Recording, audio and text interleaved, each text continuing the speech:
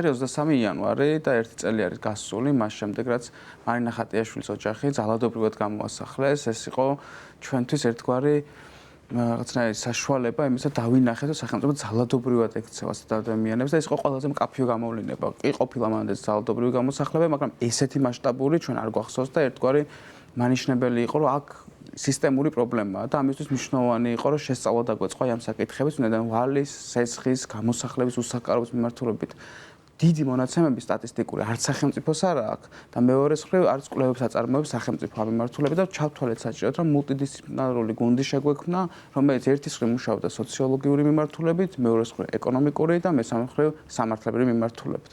და გადავწყვეტეთ რომ ჩაგვეტარებინა ეგრეთ წოდებული საბაზისო კვლევა, რომელიც ამოიღებდა იმ ძირითად მონაცემებს, რა მდგომარეობაში საქართველოში ოჯახები აქვს თუ არა ვალი, როგორია მათი სოციო-ეკონომიკური მდგომარეობა.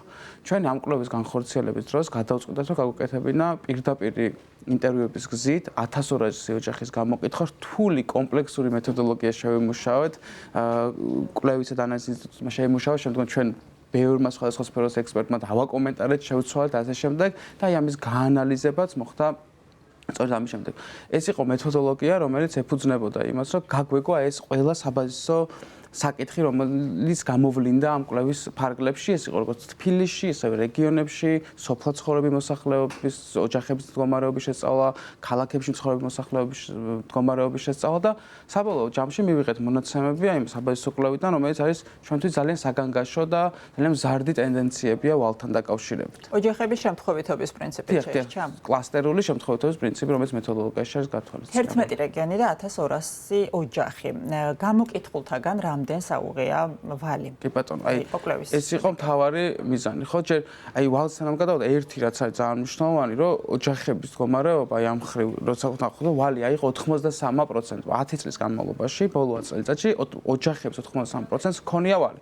ამჯერად 60%-ზე აქვს მიმდინარე ვალი და ყველაზე მნიშვნელოვანი რაც არის აქ უნდა ითქვას, რომ რა არის ვალის აღების მიზეზი, ხო? ვალი თავისთავად ცუდი ხო შეიძლება არ იყოს, იმიტომ რომ გავიმჯობესო მდგომარეობა. მეტი კეთილდღეობა შევიქმნა, რაღაცა ბიზნესი განვავითარო, რაღაცა უფრო კარგი ბინა შევიძინო და ეს ხო შეიძლება იყოს საშუალება, მაგრამ ჩვენ შემთხვევაში ვხედავთ ეს არის პირდაპირ პირველადი საბაზისო მნიშვნელობების გამო აღებული ვალი. ერთ-ერთი საერთო ჯამში 27% არის ჯანმრთელობის ან მედიკამენტის გამო აღებული ვალის რაოდენობა. და ეს არის ყველაზე დიდი პროცენტი. ერთ-ერთი კი საყოფაცხოვრებო მდგომარეობის გაუმჯობესება არის, ასევე არის ტექნიკის შეძენა და ეს საერთო ჯამში ეს გვაჩვენებს საბაზისო მნიშვნელობის საკითხებთან დაკავშირებით უმეტესწილად იღებენ ვალს და თან უნდა ითქვას, რომ ერთი ყველაზე ისეთი მნიშვნელოვანი მონაცემია, რომ ოჯახების სადაც არის ოჯახებში პენსიონერები, მათგან 40%-ს აქვს აღებული სესხი, საპენსიო სესხზეა საუბარი. და აქედან მიზეზები ძირითადი არის, რომ კომუნალური გადაიხადოს ან წამალი იყიდოს. და ეს ჩვენთვის ძალიან საგანგაშო იყო, ხო? ანუ ეს მდგომარეობა, რომელსაც ჩვენ ვაკვირდებოდით.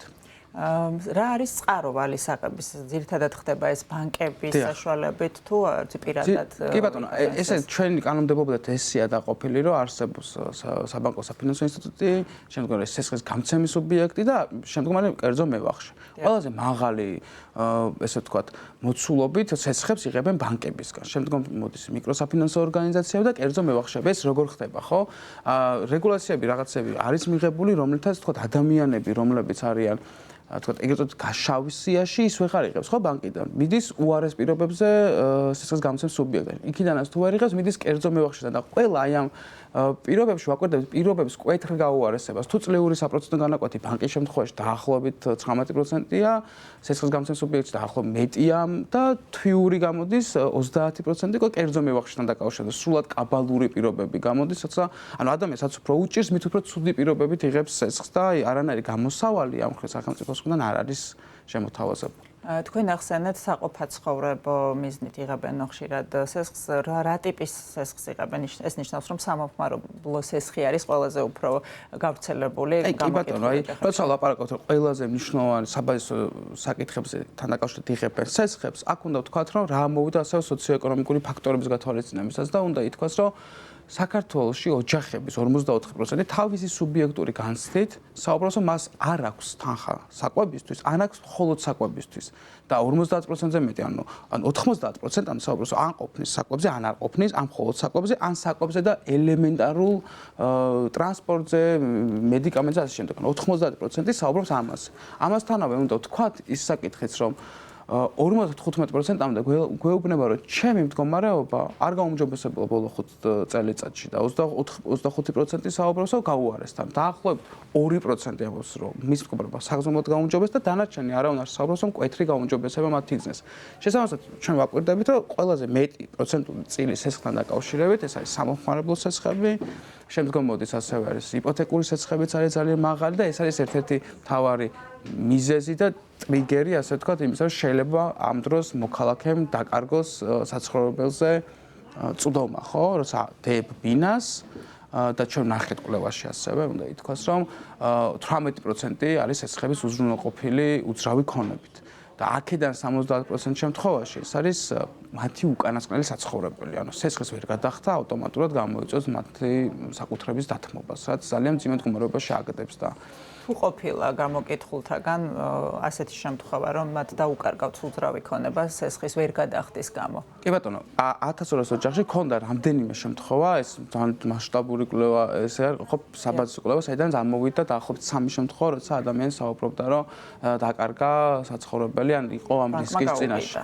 ხო, ბანკერძო მევახშეზე იყო საუბარი, უფრო ერთი შემთხვევა იყო ნაწილობა გამოსყიდვის საკითხი, რომელიც ასევე ძალიან რთული და კომპლექსური საკითხი არის, ვინაიდან როგორც იცით, კერძო პირებს შორის იპოთეკური სესხი აკრძალულია 2018 წლიდან, თუმცა ყოველთვის რაღაცა საკანონმდებლო ხარვეზებს პოულობენ ხოლმე მევახშეები და ერთ-ერთი არის ნაწილობა გამოსყიდვის ხელშეკრულება, რომლითაც პირდაპირ მე თქვენ მაგალითად თუ მჭირდება ძალიან ფული, მე შეიძლება მჭირდებოდეს ფული, იმიტომ რომ ჯანდაცვისთვის მჭირდებოდეს, რომ შვილი მყავს და ესეც ძალიან და კაბალურ ხელშეკრულებაზე მოვაწერ ხელს, მაგალითად თქვენ მოგცემთ 100,000-იან ქონებას 10,000-ად იმ პირობით, რომ მე 6 თვეში გამოვისყიდე, მაგრამ ისეთი რთული პირობებია, რომ როგორც წესი ეს ხდება უკვე და პირდაპირ საკუთრებაში გაქვთ თქვენ სასამართლოში, როცა მიდის ეს საქმე უკვე მოსამართლე უყურებს საჭირო რეესტრი ამონაწერი არის თქვენ სახელზე და მოკლედ ვეღარ ვიბრუნებ. ეს ხდება სასამართლოს აღსრულებაზე, გადასცემს ხოლმე საქმეს და იცოდებით აღსრულებას ატარებენ ასეთ დროს. რომ დავანებოთ თავი უძრავ ქონებას ზოგადად სესხის გასტუმრების პრაქტიკა როგორია, ნაწილობრივ ვისაუბრეთ, რამდენად ახერხებენ მათზე დაკისრებული ვალდებულებების შესრულებას, იგივე რამდენად ხანგრძლივი დროით იღებენ რა ვალუტაში და რამდენად შეუძლიათ მათ რომ ეს ვალდებულებები დაფარო.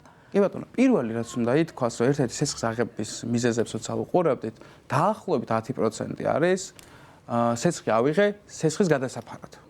რაც საკმაოდ მაღალი მაჩვენებელია.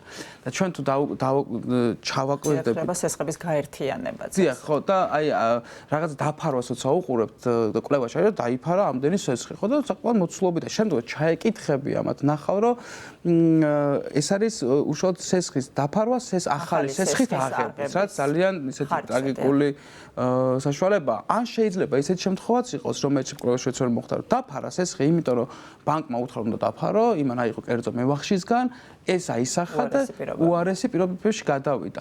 საბოლოო ჯამში რო ვთქვათ, ლარში ხდება ძირითადად სესხების აღება და იმიტომ რომ გვაქვს ჩვენ რეგულაციები გარკვეულ შემთხვევებში ლარში უნდა იყოს მხოლოდ სესხები და ამიტომ ამას უყურებთ, ასევე უნდა ითქვას, რომ აი ამ მთლიან მოცემულობაში, რასაც ჩვენ ნახეთ აი ამ პრაქტიკით და აი ამ გამოცდილებით, საზოგადოება რეალურად ეროვნული ბანკის საუბარს ხოლმე ძირითადად ფინანსური განათლებაა პრობლემა. არა, ფინანსური განათლება შეიძლება იყოს პრობლემა, მაგრამ მე ასე არ უყურებ, ჩვენ უყურებთ იმას, რომ აქ მთელი წყება ეს სახელმწიფოს მოწყობის, რომელიც არ აზღვევს ამ სიღარიბეს და არ გვაქვს სოციალური პოლიტიკა გამართული, ადამიანებს აიძულებს გახდეს ვალზე დამოკიდებული, იმიტომ რომ დღეს ვალზე დამოკიდებული მოსახლეობა რეალურად არის იმიტომ რომ მათ არ აქვს საბაზისო კეთილდღეობის ელემენტებზე წვდომა. და თუ საქართველოში მაგალითად არ ჩავარდი ბოლომდე სიღარიბეში, არც უმუშეობის დაზღვევა არსებობს, არც მინიმალური ხელფასი არსებობს და რეალურად უკვე საბოლოოდ საარსებო შემწეობას დამოკიდებული ადამიანის რაოდენობა უკვე საქსტატის მონაცემით ვთქვათ, კატასტროფულად იზრდება და ყოველთვიურად და დეკემბრის მონაცემებით 690,000 ადამიანი ჯამში არის დამოკიდებული საარსებო შემწეობაზე.